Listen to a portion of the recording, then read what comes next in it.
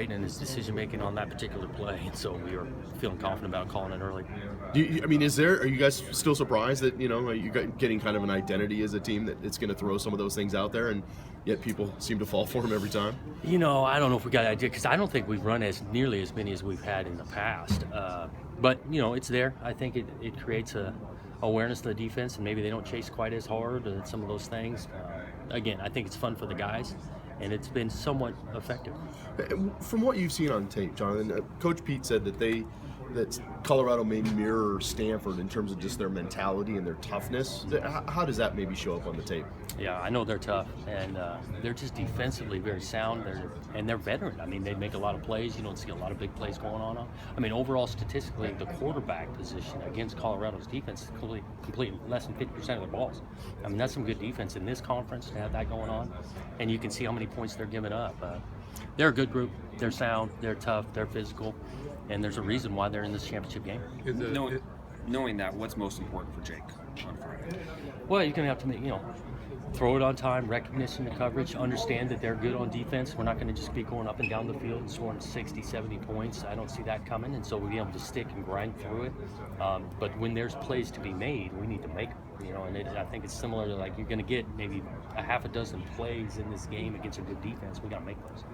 What has it been about the combination of LeVon and Miles this year, and how would you kind of characterize it? I mean, Mike McIntyre said it's thunder and lightning. I know we've brought that up a little bit, but how would you kind of characterize their work so far?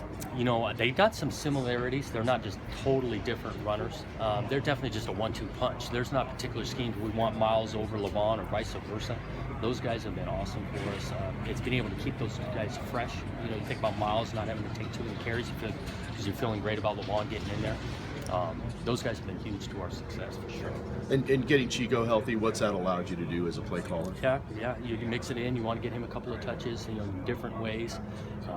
It's been nice because obviously the two other wideouts are playing at a high level, but you throw that element in there of Chico, and it just adds to our variety offensively what we can do. As you prepare for these guys and you watch them on tape, do they look like your defense at all? Yeah. Are there similarities there? Yeah, similar scheme, similar confidence in the back end. I think they got great players on the back end. And so they're a veteran group. They got a lot of guys that have played a lot of ball. There's a lot of similarities to what our defense looks like. When you say confidence on the back end, how does that show up? Where do you see that? Well, they'll isolate them. They're not scared to come up and press and put them on some islands that way. You can just see their swagger when they're contested balls. They're right there with guys trying to separate. There's not a lot of guys running free. They just play with a lot of confidence. You've seen many teams do that against a guy like John Ralston. I mean, would you expect him to do that against him? I do expect them to challenge him. Because they've challenged everybody.